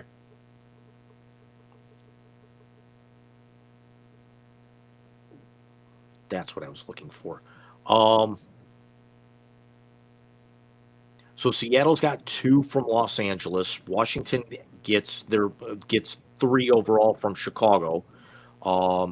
Indiana gave up. Indiana had 8 and then traded it to Connecticut. So when you look at this, Dallas has got 2 in the first round. Washington's got 2. 3. Yeah, Washington's got 3. So they've got 3, 4, and 6. And then Connecticut's got 7 and 8. Okay, so Seattle and Los Angeles flipped 2 and 8 as part of the Kelsey trade earlier this year. Yep. Indiana picks at 19 and 20. Yep. And then at 33. And if I'm seeing this right, the defending champs have 1 pick in the draft. It's at 38. The very last pick of the draft, yep. Madam Irrelevant goes to the New York Liberty. Not that they need much with Sabrina and Brie playing there. Right. So again, great basketball Hall of Fame class. Sad to see Elena Del Don go. Kevin Owens, did he get a pile driver? Is that why he's not getting going to be at Mania, or what's going on? It's not an angle or anything. I didn't actually see it live. I ended up watching the YouTube clip that they had Nick Aldis, SmackDown general manager, come out and says that unfortunately sometimes you have to break bad news about guys, and Owens comes out and he says after 25 years in the business, everyone has that one major injury, and unfortunately this time it's mine. And it wasn't from the ladder match on Saturday night's main event against Cody. It wasn't a cage match. It was actually, he said, it was a routine match, a few weeks ago against like Rey Mysterio or something. And he said something didn't feel right. It's not like he's losing, feeling or anything, but he said something just felt a little off. And he actually now has to have the Austin type neck surgery where he's going to be out the better part of 6 to 8 months, if not longer. So he was supposed to actually have the grudge match against Randy Orton in 2 weeks at Mania. Can you believe we're talking about Mania in 2 weeks when we're off? Mania is going to take place over Easter weekend. Happy Easter. And What's the Owens date? and now that match is off, and then Owens leaves the ring. And what does Orton do when he hears that the match had been completely canceled? RKO's Aldis. Yeah, because he gave him $100,000. Was it 2 years ago? He said, Randy, the fine was 50,000. Oh, that's for the next time. Yep.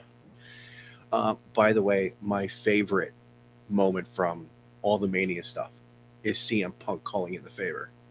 Yes, that was excellent. But did you see the real fireworks that happened Friday night on SmackDown I did not. in terms of promos? Was it Cody and Cena? That was good. That was That was really good. That was old school Rock and Triple H good. Did you hear anything about Charlotte and Tiffany Stratton going way off script? No. A couple of weeks ago, they had a Via Satellite interview where Charlotte's going to challenge Tiffany Stratton for the Women's Championship at Mania after winning the Royal Rumble.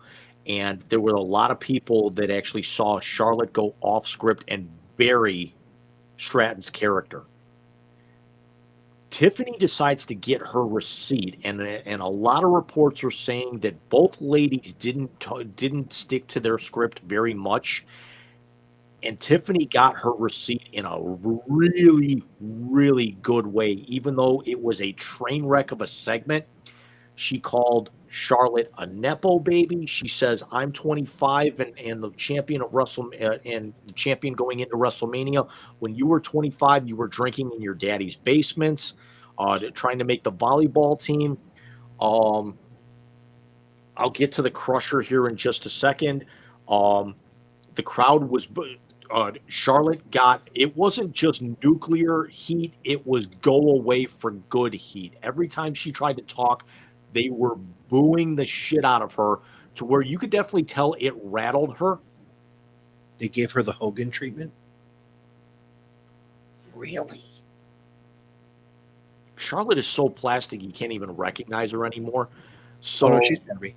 At the very end of the segment, Tiffany says, I'm going to leave you at WrestleMania how you are outside of the ring, alone, mocking Charlotte's recent divorce from Andrade, and 0-3 in that department. And then wooed, dropped the mic, and rolled out of the ring to where Charlotte tried to take the cheap shot and said, is that why Kaiser, a.k.a. her boyfriend, Tiffany's real-life boyfriend, Ludwig Kaiser from Imperium, is that why Kaiser's in my DMs? And you could definitely tell it just reeked of desperation. So Tiffy Time got her receipt, and it was glorious. I've got to start watching more. because it's starting to get good again. Speaking of wrestling, did you see our favorite Irish wrestler got married last week? Yes. It took me a second. It's like, Sheamus? No. Yes, but Richard O'Shea. Rick O'Shea. Congratulations to him and Samantha. That's beautiful. And then, by the way, not for nothing, they're a great looking couple too. On top of that, is it just me, or are the Triple H Stephanie thing, is that 25 years already? Yes. Good God. And tonight at AEW Revolution, Tony Storm retains. They had a tag match on Collision last night. It was her and Thunder Rosa against my new favorite Harley Cameron and Mercedes Moné. What's the tag team name? You know this, don't you? I do say it. Thunder Tits.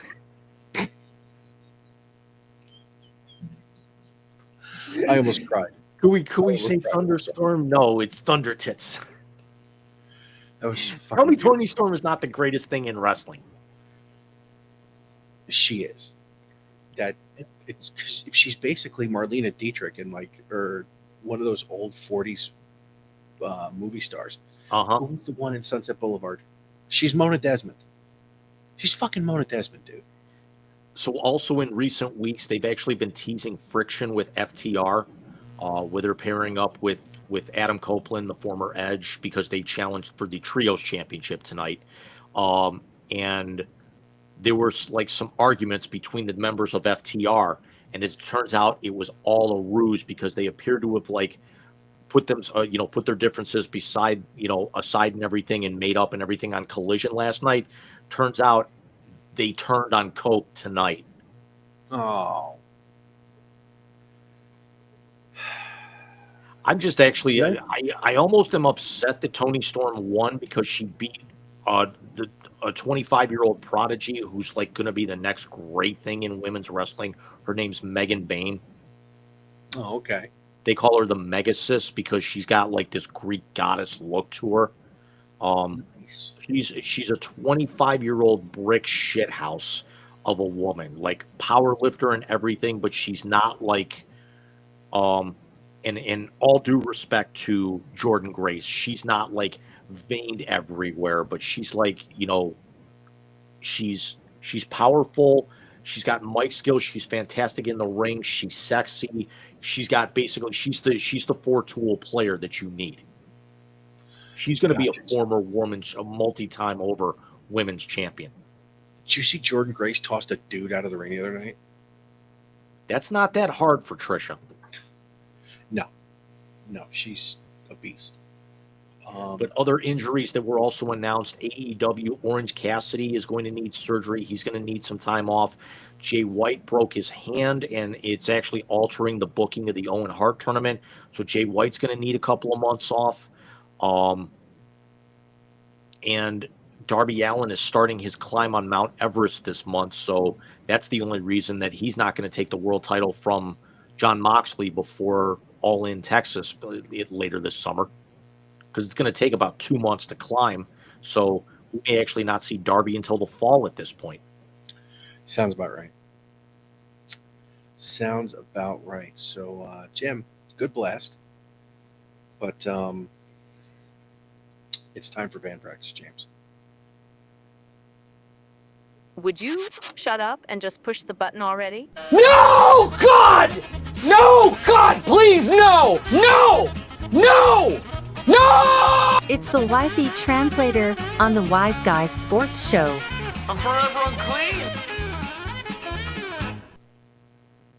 Yes, ladies and gentlemen, it is the YZ Translator, the best segment of the night because it is the last segment of the night. The segment where James and I give each other names in and out of the sports world, and we come up with the first thing that comes to mind. It has also become the moment where James makes me laugh so hard that I sometimes get a text message from my wife saying, "You're being too loud." James, if you would please, the Chronicle. Prepare to actually start using the new phone, because you're going to get a text. And it's part of our group text from earlier. shit.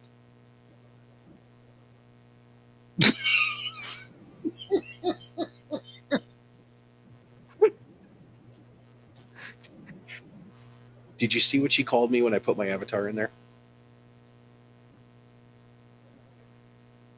Go to the group chat. Look to it right now.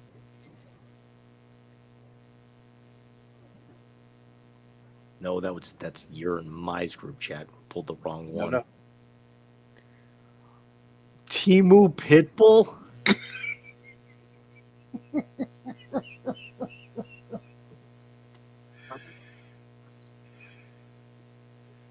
Please. I said I feel like Timu Pitbull, but probably more Sheen than Timu. Fireball.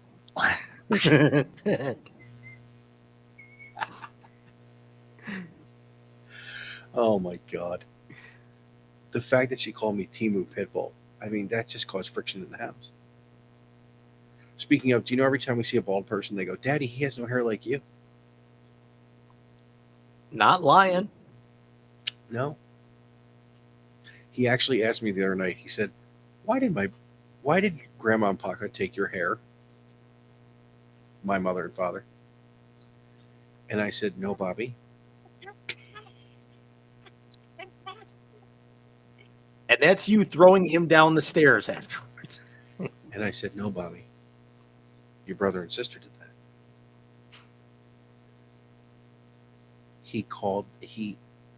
I asked them to their faces why they did that to me. They have since not gotten back to me. But James, it's incumbent upon me, as we always do. Your reaction, my reaction to that is your reaction to the group chat that we had with John the other day, and I am trying to secure those for draft night, if at all possible. Please do.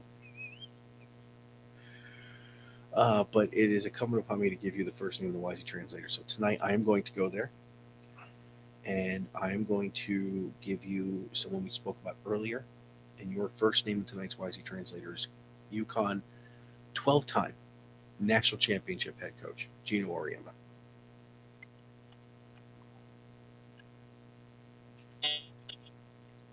We throw the term GOAT around a lot, and there's some guys that actually deserve it. Am I really off my rocker by saying he might be the greatest basketball coach in the history of the game, even more than Auerbach, Phil Jackson, and anybody else out there? Because he's won more titles than any of them. He's got more victories, even at a collegiate level. And he's been doing it for 40 years and shows absolutely no signs of stopping. I would agree with you only because Gino built that program from nothing. And that's saying more than what those other guys did. Keep in mind, when he took over that program, he was 31 years old. He's got 1,200 plus wins, 24 Final Four appearances, and 12 national titles. That's crazy. In addition to how many Hall of Famers has he coached? Including his successor, in my opinion. I couldn't hear the dial-up, so I'll do it again from mine. Michael, your first name in the Wisey translator tonight, he also called it a career after a very successful 13 NFL seasons. He spent a lot of his career down in your current neck of the woods. Could have been a former Brown at one point. Michael, your name is Julio Jones.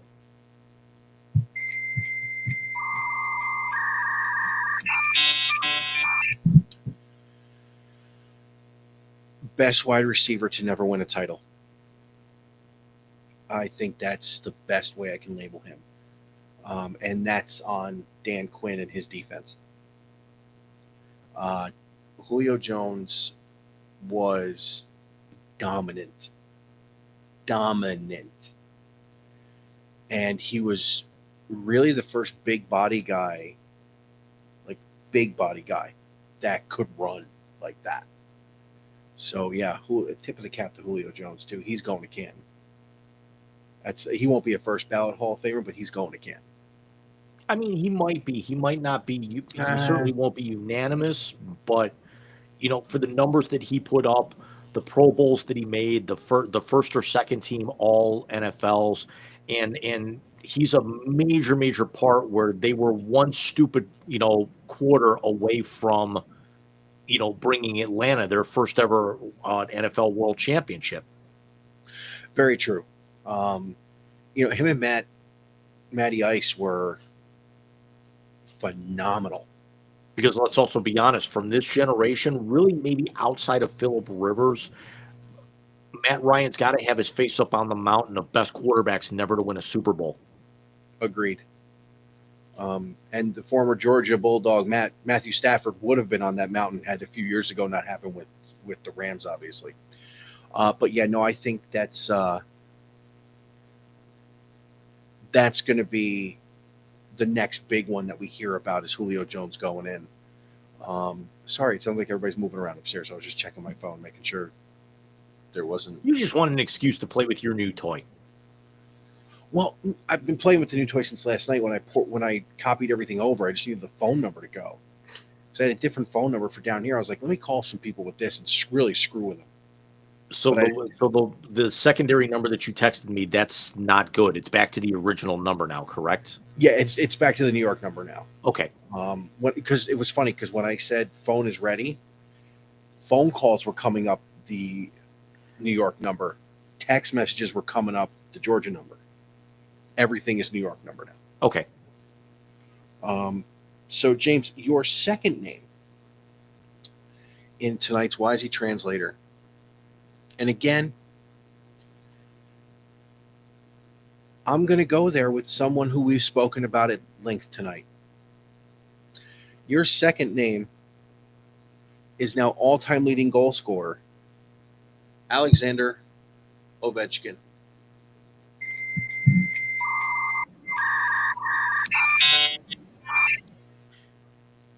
He is hands down the greatest I've ever seen in my lifetime because when Gretzky broke in '79, I was 1 year old. I hadn't started watching hockey completely. The fact that he's been this good for this long, because remember when Gretzky was putting up all those numbers, Gretzky's got, I want to say 3 or 4 60 goal years where Ovechkin's only got 1. But it's also in a period where there wasn't as much curve on the sticks. Some players were even using flat sticks. The technology hadn't advanced. The players were a little bit slower. The goaltenders were a lot more stand-up, whereas now that they're hybrid, they could be stand-up, they could be butterfly. The pads were a lot larger. They were a lot heavier.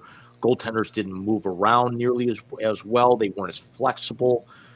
Back then, there's a lot of joking if you watch the Sportsnet CA YouTube channel, especially the bar down guys. They actually said because Gretzky didn't actually know how to lift the puck during that era. Ovechkin would do it with power. He did it with finesse. He bodies guys. He was, up until Connor McDavid broke on the scene, he actually would win fastest skater at the All-Star competition most years. I've got no argument in saying that Connor McDavid is the best player I've seen in the game now, but in my personal lifetime, Alex Ovechkin might be the greatest player I've ever seen. And he deserved all the flowers that everyone's throwing at him today. He wishes that he had the victory. He got the record, and now he can actually focus in on getting that second Stanley Cup, although it's getting a little bit tougher because now my Blues winning streak is up to 12. Nice.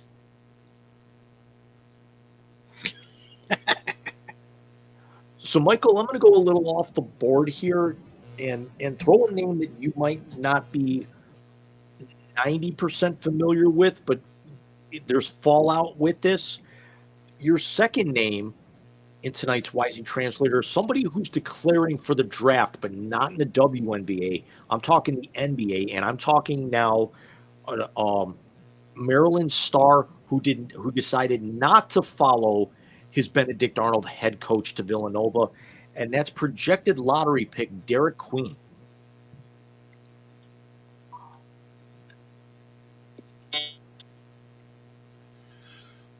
Well, I'll be honest with you, Jim. Lottery picks aren't doing it for me anymore.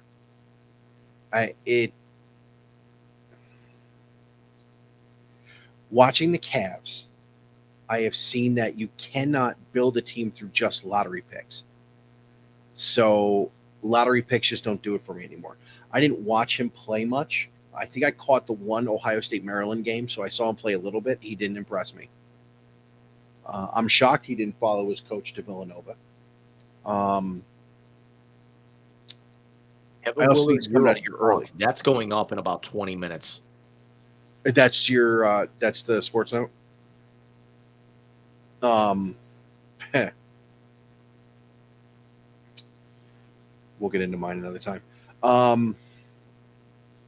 Yeah, lottery pick with the limited amount of college basketball I watch this year, I can't fully give you a breakdown of this guy.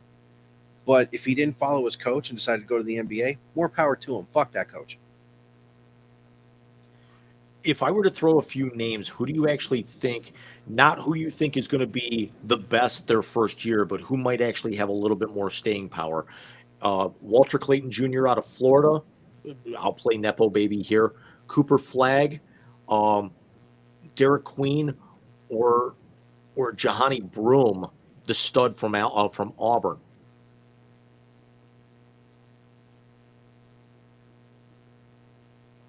Depends where they land. Because if you'd asked me that question 3 years ago, I would not have said Cade Cunningham, and now he's in the playoffs. If I had to throw something at it, I would say Cooper Flagg. Because again, just like I think it was Steven Jackson on the Up and Smoke or the All the Smoke podcast, he was practicing and getting guarded by NBA players at 17, working out for Team USA. He's a problem.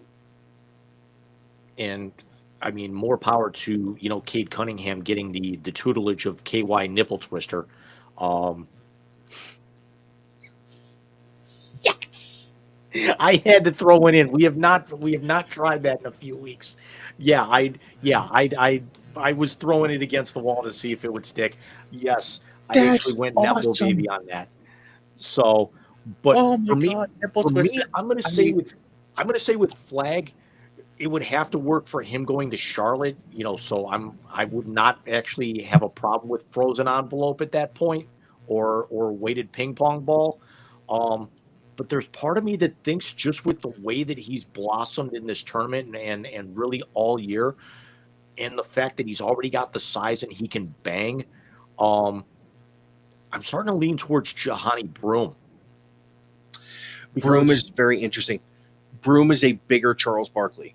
He's and the Auburn nepotism and everything aside, it's like I really like that comparison. There's something about me with Flagg, and Flagg is going to be as great as everyone thinks he is. He's got, I don't know if he's going to be all world, but he's definitely going to have a lot of staying power.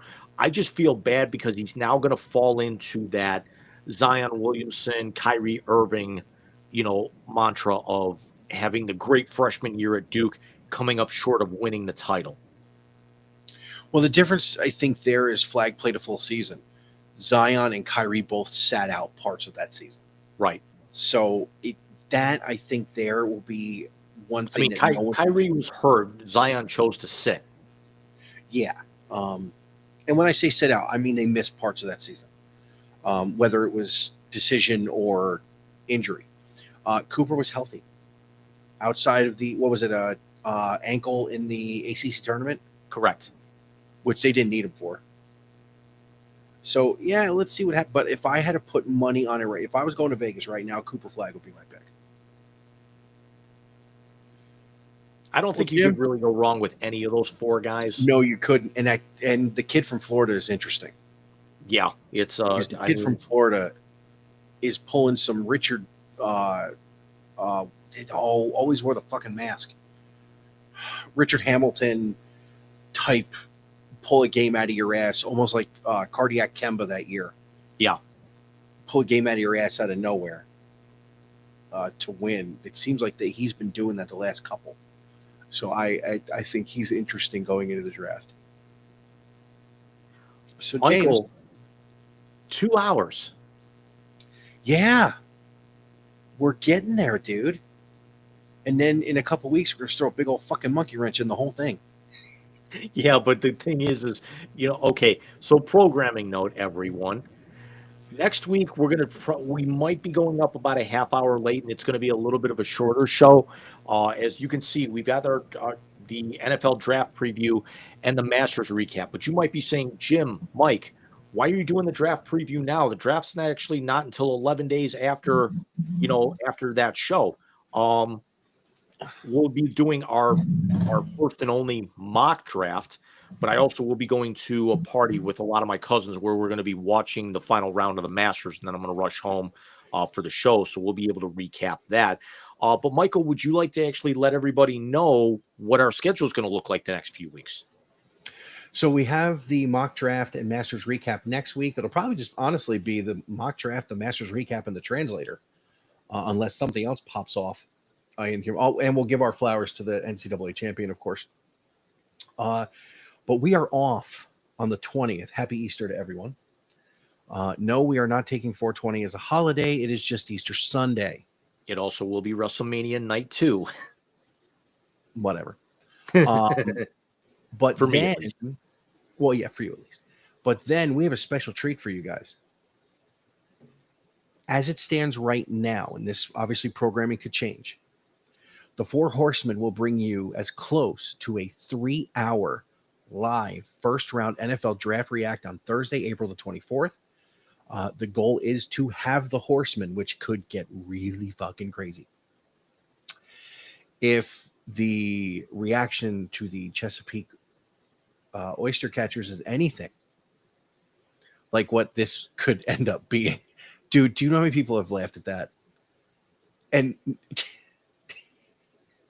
I don't even know which one you're doing. I didn't even press it.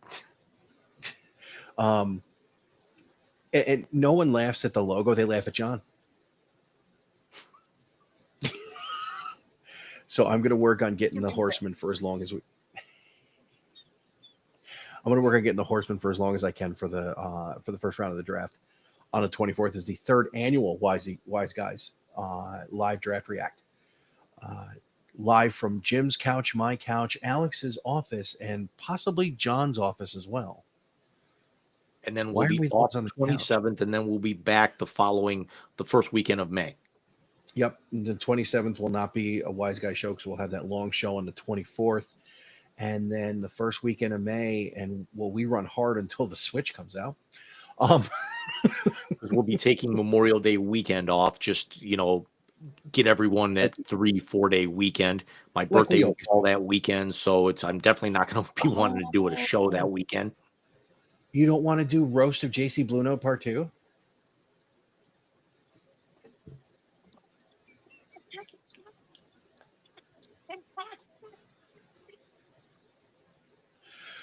Oh my God. Well, Jim, good show, bud.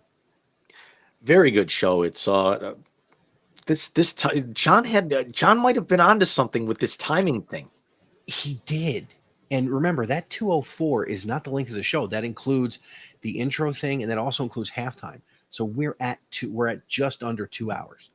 So I'm gonna screw around with some graphics and some layouts and everything, and be able to try and shorten this up. We apologize also for the false start at the beginning of the show, as Restream has changed their layout yet again, and it's I will work with this. So if you actually see a couple of false us going live or me going live, it's just me testing out the software, and that'll be deleted a couple of minutes after. Jim giving people false hope that we're going to do another show. I love it. I love it. I mean, it's what I do. I know. And don't forget, next week, episode 4 of the W2's podcast will be recorded and then edited and put up by my lovely wife, Mrs. Regan, who last week took her first shots at me on the show, James. Give me something to watch at work tomorrow. It's 25 minutes long. It comes out toward the end, and it has something to do with the zombie apocalypse. That's all I'm saying.